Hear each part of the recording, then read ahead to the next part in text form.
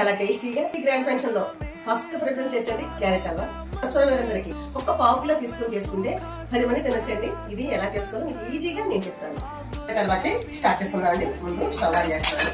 Carrot హల్వాకి నెయ్యి important అండి. మగ్గే వరకు కూడా మనం వేసుకోవాలండి. ఒక 2 నిమిషాలు మూత పెట్టుకోవాలి.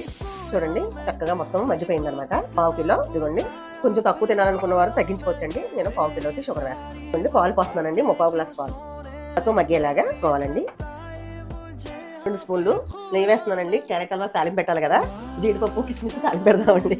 ఇలా కొంచెం గోల్డ్ రంగులో వేపుకుంటే చాలు. ఇలా కళాయి కట్టకుండా ఎప్పుడు వచ్చేస్తుందో అప్పుడు మనకి కరెక్ట్గా అయిపోయినట్టండి. పట్టేసుకుందాం. ఇదిగోండి కిస్మిస్ జీడిపప్పు. కిస్మిస్ ఆల్రెడీ తేనె రంగులో బాగా లైట్ రంగులో లేవండి, ముదురు రంగులో ఉన్నాయి. అందుకనే మనకి అలా కనిపిస్తుంది. కొద్దిగా పచ్చిపప్పు అండి. ఎలా ఉందో టేస్ట్ చేసి చెప్తానండి.